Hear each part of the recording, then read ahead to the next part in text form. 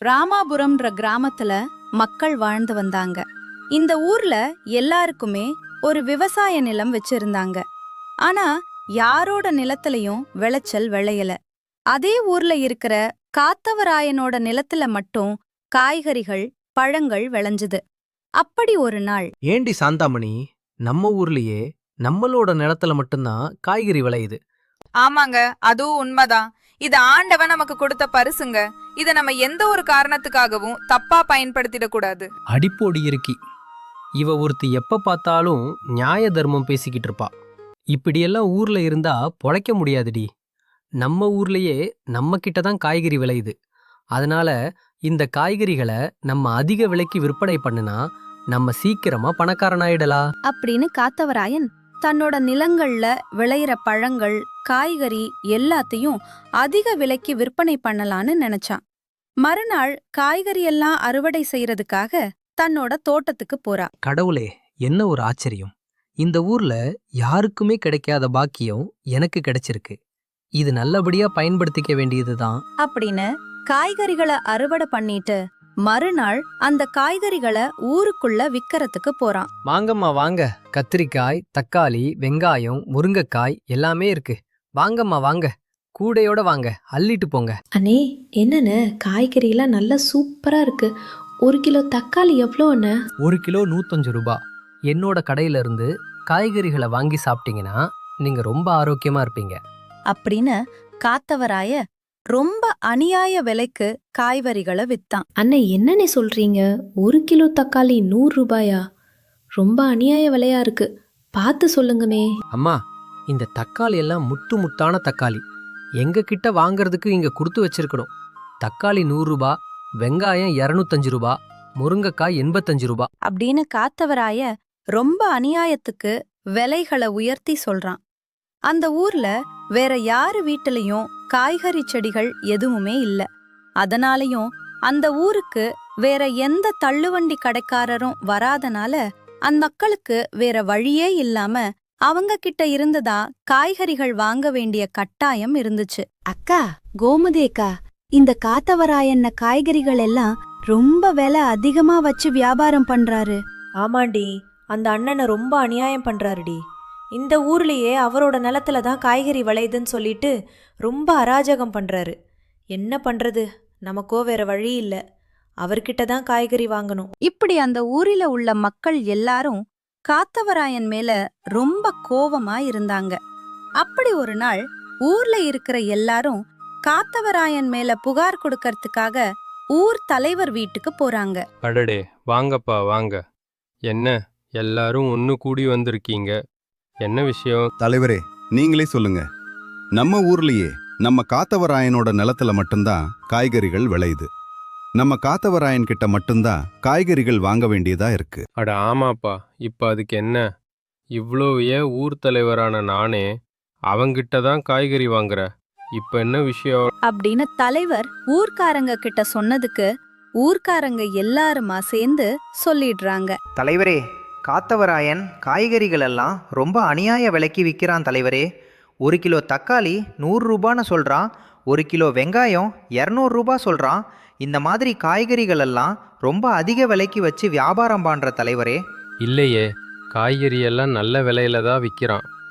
என் மனைவி கூட அவங்கிட்ட தான் காய்கறி வாங்குறாங்க. என் மனைவி எதுவும் என்கிட்ட சொல்லலையே. அப்படின்னு சொன்னதும் ஊர்க்காரங்கள்ல இருந்து ஒருத்தன் சொல்றான். தலைவரே, அந்த காத்தவராய உங்ககிட்ட நியாயமான விலைக்கு காய்கறிகளை விற்கிறா. ஆனா மக்கள் எங்ககிட்ட காய்கறிகளை ரொம்ப அதிக விலைக்கு விற்பனை செய்யறா தலைவரே.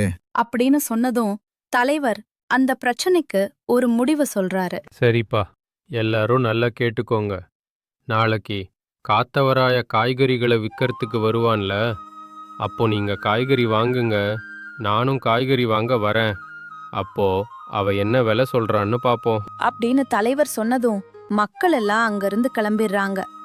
மறுநாள் மக்கள் எல்லாம் காய்கறி வாங்கும்போது தலைவரும் காய்கறிகள் வாங்க வராரு. அண்ணே, எனக்கு தக்காளியும் வெங்காயம் கொடுங்க, அப்படியே விலையும் சொல்லிருங்க. அப்படின்னு சொன்னதும் வெங்காயம் 1 கிலோ 30 ரூபானே, தக்காளி 1 கிலோ 20 ரூபானே. தலைவர் காய்கறி வாங்குற இடத்துல இருந்ததுனால காத்தவராய மக்களிடம் அந்த அன்னிக்கு மட்டும் பொய்யான விலைய சொல்லிடுறான். இத கேட்ட தலைவர், இல்லையே, காத்தவராய கரெக்டான விலை தானே சொல்கிறான். அப்புறம் ஏன் மக்கள் எல்லாரும் வந்து நம்ம கிட்ட அப்படி சொன்னாங்க? அப்படின்னு தலைவர் ரொம்ப குழப்பத்துல இருந்தாரு. கொஞ்ச நாளாவே அந்த ஊர்ல மழை பெய்யாம இருந்ததுனால காத்தவராயனோட நிலத்துல விளைச்சல் விளையறது நின்னு போச்சு. ஐயோ, என்ன காய்கறி எல்லாம் விளையவே மாட்டேங்குது, என்ன ஆச்சு கடவுளே? அப்படின்னு சொல்லிட்டு காத்தவராய ரொம்ப கவலையில இருக்கான். காத்தவராயன் நிலத்துல காய்கறிகள் எல்லாம் விளையாதனால காத்தவராயனும் கடைக்காரங்க கிட்ட காய்கறி வாங்க வேண்டிய நிலைமை வந்துருச்சு. அந்த சமயம் வெளியூர்ல இருந்து ஒருத்தர் ஒரு தள்ளு வண்டியில காய்கறிகள் அவுத்துட்டு வந்தார். அண்ணே, காய்கறிகள் எல்லாம் எவ்வளவு? நல்ல விலையா சொல்லுங்க. தக்காளி 15 ரூபா, வெங்காயம் 20 ரூபா, முட்டைக்கோஸ் 10 ரூபா, ஒன்று எடுத்தா ஒன்று இலவசம். அண்ணா, என்னண்ணா நீங்க எவ்வளோ கம்மி விலைக்கு விற்கிறீங்க?